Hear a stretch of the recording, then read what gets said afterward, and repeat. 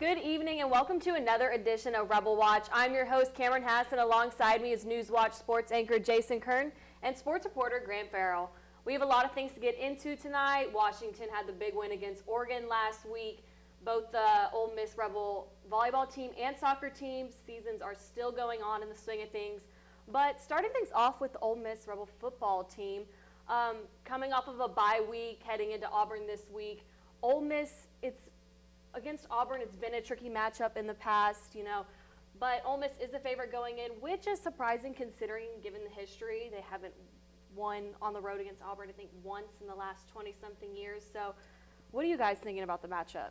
The big thing that scares me is that history always repeats itself, and even when Ole Miss has a good football team, the result doesn't come the way we want. Matt Corral had an amazing offense 2 years ago. He got hurt in that game and just wasn't pretty at all from start.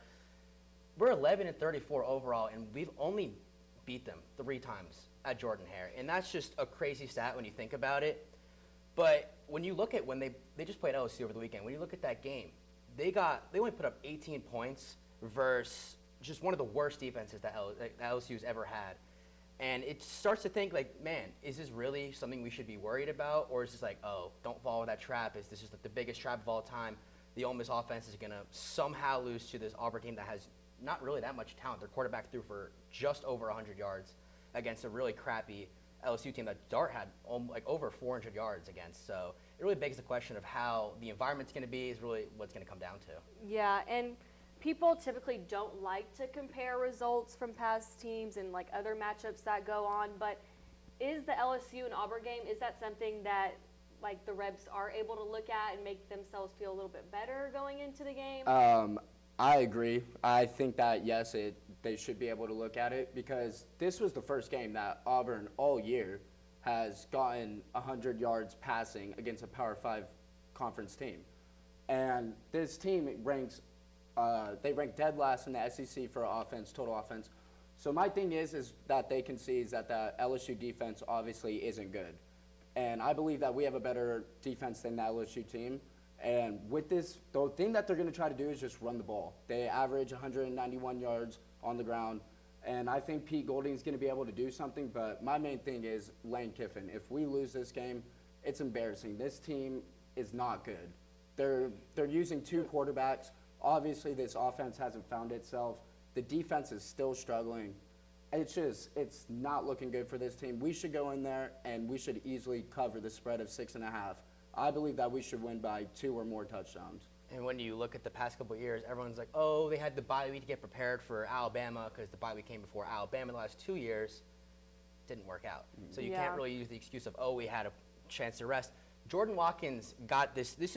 We won the bye week because we got Watkins back, and that was one of the keys to have. Because everyone's like, oh, is Franklin going to step up? Trey Harris is fine, but we need Watkins' explosiveness to get open in a game like this, especially when it's going to be loud.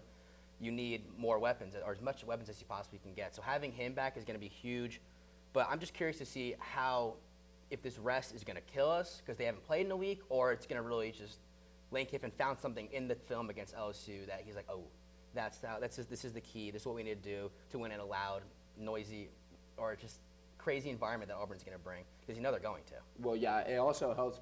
I think this bye week will help because, as Lane mentioned, in the Arkansas game, both Trey Harris and Jackson Dart were injured. And he said, actually, in his press conference, maybe before the Arkansas game, that they didn't want the bye week to come up. But after the game, they thought it was actually really beneficial to get those guys healthy. The bye week couldn't have came at a perfect time. Yeah, so it will definitely help them out.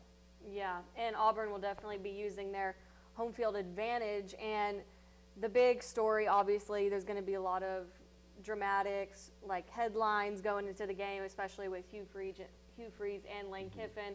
Lane reportedly turning down the job at Auburn. Hugh Freeze finally back in the SEC. Yes, he has faced Ole Miss since he's left, but if he was with Liberty, now he's with Auburn back in the SEC. What do you think is going to be going through his head? Do you think it's going to be kind of a chip on his shoulder? That Liberty game 2 years ago, we only beat them by 13, and Liberty had Malik Willis at the time, and he's now an NFL quarterback. Well, backup at the currently, but it just shows that he knows Ole Miss a little bit. He's coached. He's been around Ole Miss forever. He knows the ways about it. So that's why yeah, we should win this game, but there's so many small factors that it's like, oh, that's why Ole Miss might not, or history will just continue to repeat itself. And he was there when, they've been struggling with Auburn all those years, so he knows it's a little bit of a tricky situation. Yeah, well, coming into this game, both Lane Kiffin and Hugh Freeze have the same record of 35-20 in the SEC. So obviously the coaches are evenly matched. Obviously the history. I don't think there's really any that much love lost from Hugh Freeze. It's just unfortunate. I mean, just obviously what happened. But I think Lane's going to show. Lane's going to show why he stayed at Ole Miss, why he didn't go to Auburn, because he has the guys here already. He already has that coaching staff. It's very different. So looking forward to it. It's also a must-win game for this team. 5-1 versus Auburn team that the season's already over. Yeah. This is a must-win. You cannot lose this game because we're very much so in contention for the West. With Bama, they face Tennessee this weekend. That should be so entertaining to see if Tennessee is all hype because they go to Tuscaloosa because Tennessee beat them last year. As much as us Ole Miss fans hate Tennessee, we really need them to beat Bama this weekend. Yeah, it just scares me. We're playing a team with nothing to lose. That's the scariest thing. Well, it should be interesting to see how everything plays out, but we're going to take a quick break, and when we come back, we're going to be talking about other news in the college football world and what matchups we're going to be looking forward to. It's that time of the year again, fellas.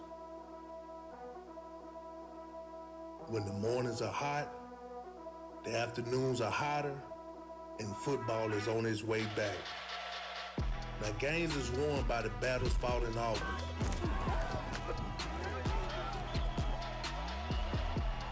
Everyone that's not revered as an Ole Miss legend has been in your shoes before, trying to survive that Mississippi heat, competing for a spot, and knowing the sacrifice that it takes to make it in this league.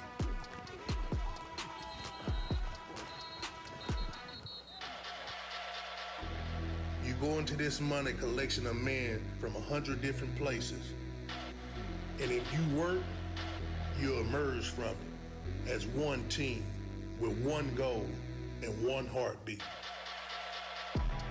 The SEC awaits you. And if they don't know who you are now, they will soon.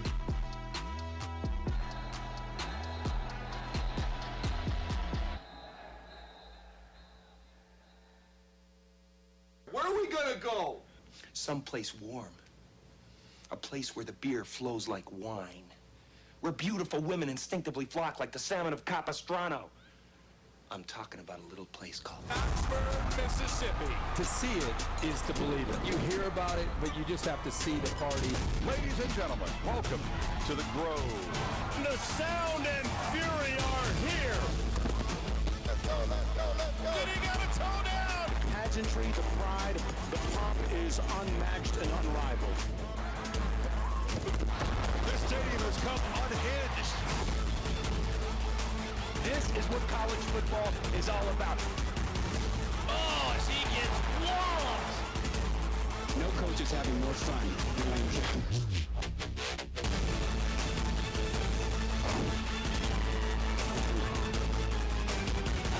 This is the place to be in college football right now.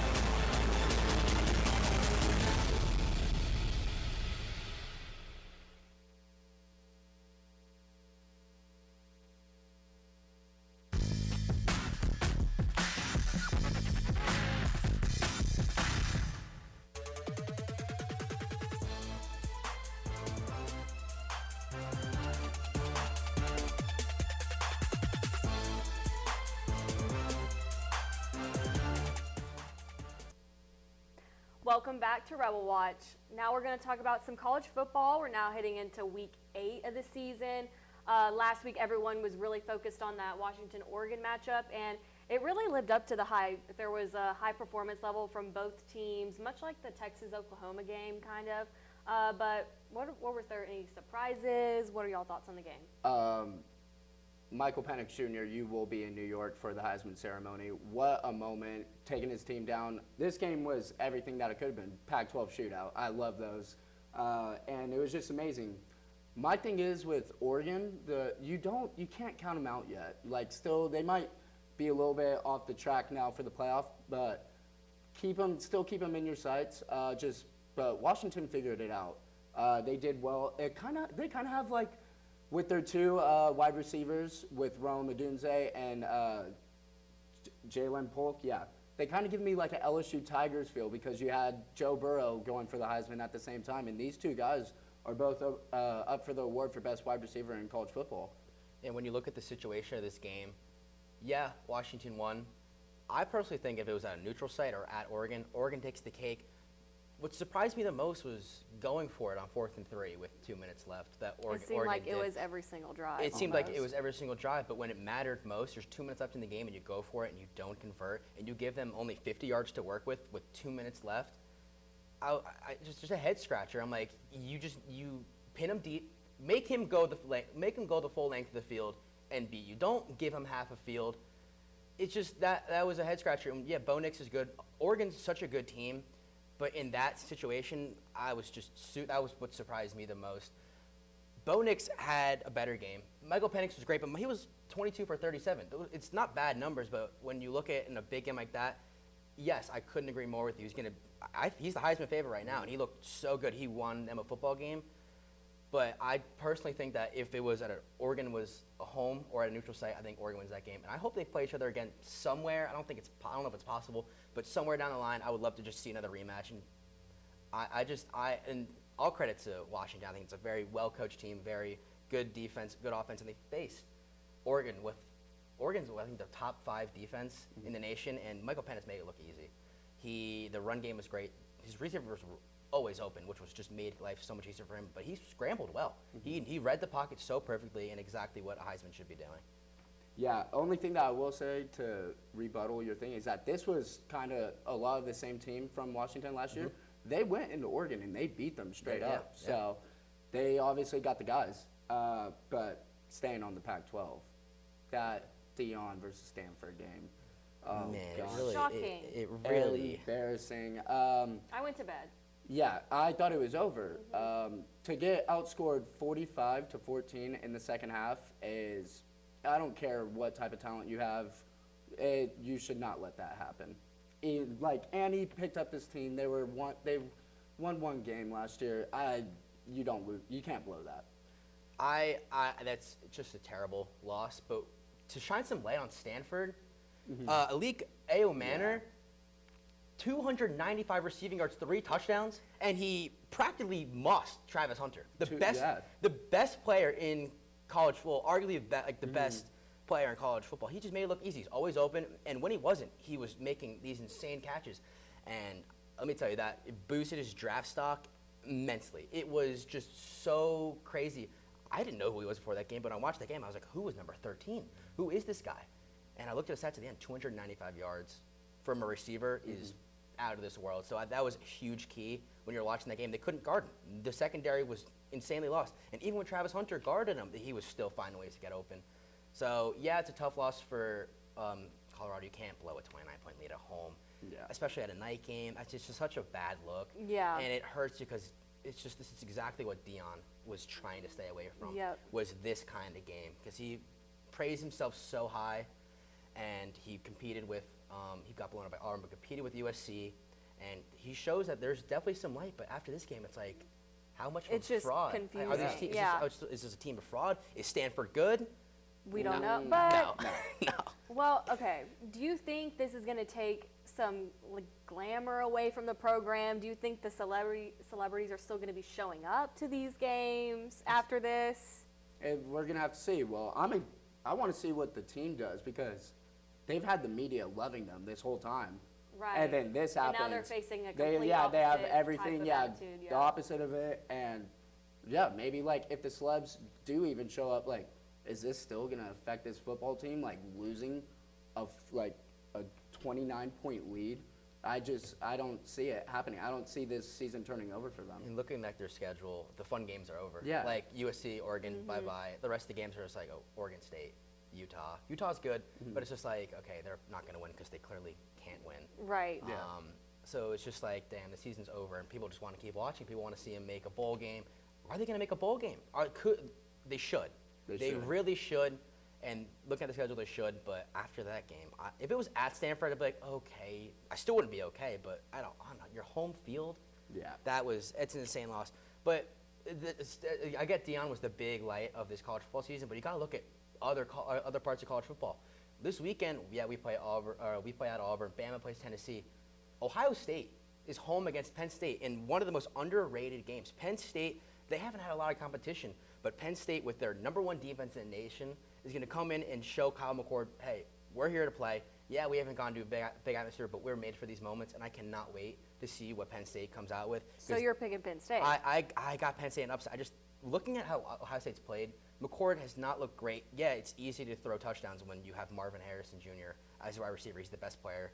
Well, I said Travis Hunter was, but he's the best all-around receiver in the entire nation. So that I just cannot wait to watch that game. And when you look at their offense, they have maybe the best running back room in the nation behind Michigan. They just run the ball so efficiently. Their quarterback gets people, everyone gets open. It's just one of the better Penn State teams I've seen in a while. And the spread's 4, and I think that should be kind of a free spread, but also it's a Ohio State home game, and you never know. Yeah. Yeah, in the horseshoe, but Penn State, I have them going all the way. I have them winning the national championship plus 2,500. Gotta love that. That's odds. But my thing is, I believe this is going to be more of a coaching matchup, like everything with your system.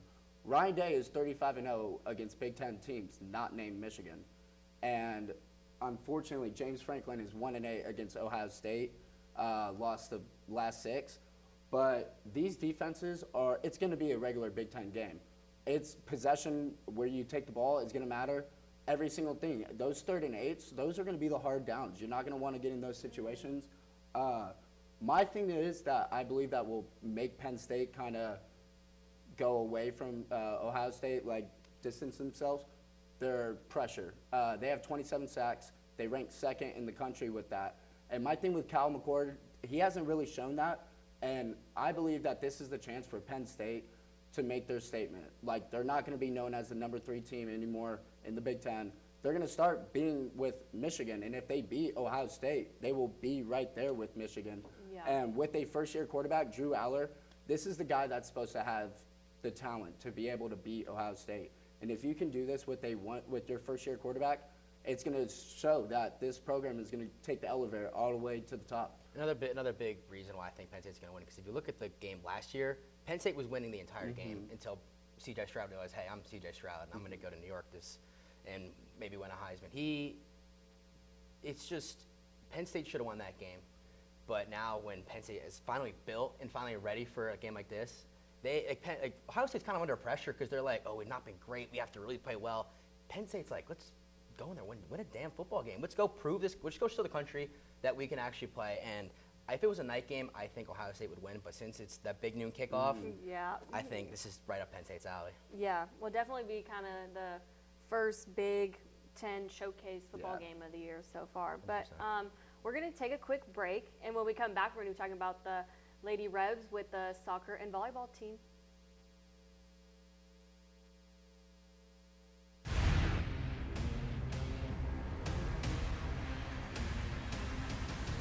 Ole Miss 18th NCAA tournament appearance. This is fun, folks, as Baker's peeling it. Little heat check. Snow Collins for 3. Bring it up. Said, I love Madison Scott. Ole Miss Rebels are having a lot of fun, and you can see why. Do you love sports? Then you should know about STEM. Because maximizing nutrition, analyzing peak muscle performance, calculating the perfect shot, and more are all made possible by science, technology, engineering, and math. In fact, there are more careers than ever in sports science. So if you have a passion for sports, then think about getting involved in STEM and improve everyone's game on and off the field.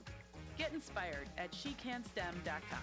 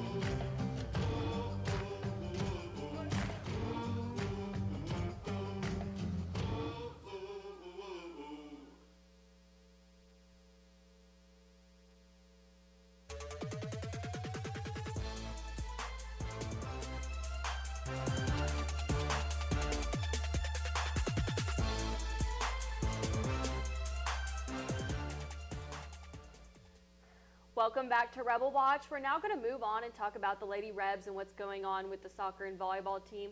Soccer kind of on a hot streak right now. They were on the road this past week, played South Carolina, a nationally ranked team, and they ended up tying in the game, which I feel like is a big step for them. I think it definitely gave them a big confidence boost, especially going into the game versus Alabama this week, who's also nationally ranked. But I think it'll be good for them, especially because we're really good at home, and this is where they like to be. Yeah, this game was huge. This was our first point on the road this season, and it actually puts us in the 10th spot to make it to the Southeastern Conference tournament. Thank God that we beat Mizzou a couple weeks ago. But yeah, this Alabama team is going to be difficult. They're the reigning SEC champions when it comes to soccer. But we have 3 more games left. We have Alabama here, we have Arkansas away, and then we play Kentucky. We just look for the Lady Rebs to keep fighting hard. They've been playing physical soccer. They've been playing good soccer. So we're going to see how it goes. Hope they keep it going. Yep, and moving things over to the volleyball team. What's going on with them, Jason? Yeah, so it's obviously a tough start, and like I said last week, it's a bunch of young players and a brand new head coach in Bree Henry. Yeah, we've on a 5-game losing streak right now. We are on a 5-game road streak right now, so it's never easy to play on the road, especially 5 in a row. But the positive signs is we're 3 games under 500, which isn't the worst thing ever. But the next 3 games are at home, and we're 5-2 at home. We love to play at home. Yeah, we still have to play Arkansas again and Tennessee again, and they've had our number for such a long time.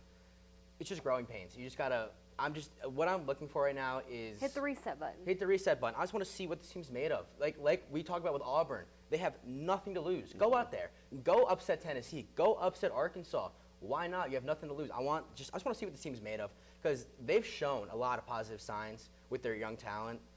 Just now when it comes down to, okay, well, kind of the season, is it over? Most likely. Go play fun. Just go have fun. Put a smile on your face to go out there and upset some teams, ruin some seasons, like what Auburn's trying to do this weekend. So. Exactly.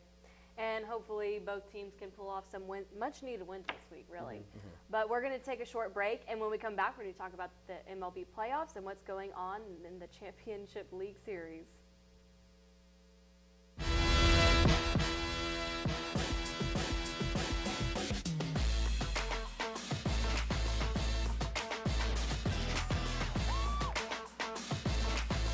The dynamic freshman is starting to make his impact.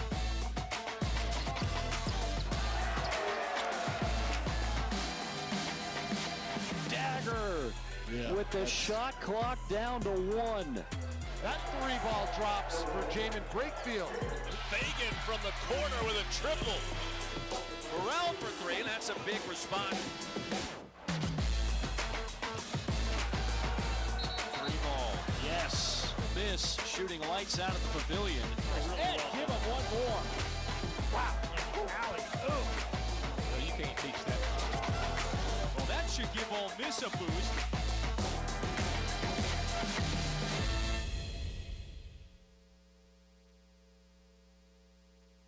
Creating a legacy takes time, takes dedication, spirit, and a greater vision. That vision starts here at the University of Mississippi. What will you be remembered by? Your character, your contributions, your friendship. Your legacy will define who we are now and who we are becoming for our state, our students, and our future. Ole Miss, build your legacy. These are more than just the sounds of a safe place to go after school. These are the sounds of interest being ignited and of mentors making an impact. At Boys and Girls Clubs, we don't do just one thing. We do whatever it takes to meet the needs of every kid who comes through those doors. Because whatever it takes is what it takes to build great futures. Great futures start here.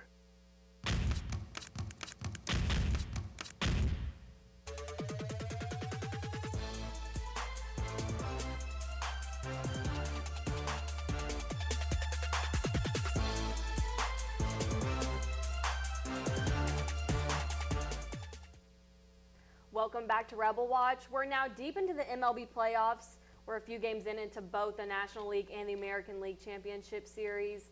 The Phillies and the Rangers are ahead in both of those series, but what are y'all thinking so far? It's been kind of just silent. There's just been so many boring series. Everyone's sweeping everyone, and there's not been like a Game 7, or I should say a Game 5 so far. Phillies are up 2-0, and they're just not going to lose a game. They are unstoppable right now. Their offense is electric. And let me shine some light on Zach Wheeler and Aaron Nola. Those guys have been lights out on the mound. They are unstoppable, and they're two of the most underrated pitchers in the league. Yes, there's Trey Turner, who hits a home run every single at bat. Kyle Schwarber hits a home run every single at bat. Harper, Castellanos, the list goes on. Just everyone. It's insane how just as soon as they play at home, everyone becomes Babe Ruth. It's so fun to watch. It sucks. I hate the Phillies, but man, it's so electric. It's so much fun to watch. The bullpen's great. The starting pitching's great. The hitting's great. The coaching's great. The fans are amazing. The fans are so much fun. And going to the AL side, the Rangers are up 2-0 now and like people are like, oh, another 2-0 series. I think this is cool. Screw the Astros. It's about time a new team steps up. And no offense, you've had your winning, but it's time for a new team to step on the block. I totally understand. I get your point. Yeah. But the Houston Astros. The Houston Astros cheaters have. Hold on now. I'm listening. They have the best away record in baseball. I did see that. They're 4 games under. They do horrible at home. They're 4 can't games win a game under at home, 500 at home, but 23 games over 500 on the road. And that is one of the it's just a dumb stat. How is this? Yeah. How is that possible? And when you look at the Rangers are getting healthy. Their offense is great. Phillies offense is great. That's why if it's a Rangers-Phillies World Series, man, that is going to be just an outstanding offensive play. And as much as I want the Diamondbacks to win that series, there's no hope. They're not. It's going back to Arizona for the next 2 games. Yeah. I just don't. Maybe they can at least pull off one game, Would love to see it. It's the classic. It's the classic down 2-0, win Game 3 in front of your home crowd. Yeah, And the rest. yeah. It's just both of these teams, the Phillies and the Rangers, just getting hot at the right time. That's just what it's about. Phillies, good Lord, that stadium is nuts. I swear the energy is put into the bat. Crazy. They really take advantage No, of they it. do. Did you see? So loud. Did you see? So the Phillies have a sports complex. There's Lincoln Financial, the Eagles play, Wells Fargo Center where the Flyers and 76ers play, and then where the Citizens Bank Park where the Phillies play. There were 125,000 people in that complex yesterday because Mexico had a soccer game, like a cool matchup. The Flyers had a home game, and then the Phillies had a playoff game. Just what an insane time to be in Philly right now. And, yeah, they have to step away and go to Arizona. I think they drop Game 3 because it's just a whole switch of Arizona. We got to win. This is a must-win game for Arizona. But, yeah, it's going to be a Rangers-Phillies World Series. I did have the Rangers in it versus the Braves. The Braves had to face the Phillies. And, the Phillies did win a game in Atlanta, so it's not impossible for them to win on the road. But they're just insanely hot. And it's just I hate them, but it's so fun to watch because you love offense. Yeah. You love offense. Yeah. And especially in a game that's so dominated by pitching right now, because everyone's throwing over 100. Like back in the day, no one came close to 100, and it's impossible to hit a baseball. When you see the Phillies, just home run, single. They won 10-0 2 days ago against Diamondbacks in Game 2, just completely taking the air out of just any momentum they had. And you can just tell with these guys' approach, they do their homework on the pitcher. Like they're talking to each other all like in between innings. What this guy's throwing. Awesome. Everything. No, it's awesome to see. Sorry about the Astros. Even though I had them. We're gonna be having a different conversation. It's not next happening. week. Scherzer's back. I hope. Scherzer's back and he's healthy, so we will see tonight. But Scherzer just cannot pitch under pressure. As a Mets fan, watching him pitch in the wild card last year, just getting blown up. It just was not fun to watch. I would love to see. I want these series to go to Game 7. I would want them to go to Game 7 each. That would be nothing more. I know. But it's just the trend of this postseason has just been so. It's been boring. I need something. Give us. Next Wednesday, please give me something to talk about instead of the World Series matchup. I would love it. Yeah. Well. Yeah. We'll hope for the best, but. That's all we have for tonight. Make sure to tune in next week at 5:30 and make sure to follow us at Rebel_Watch for the latest sports updates. Thank you and good night.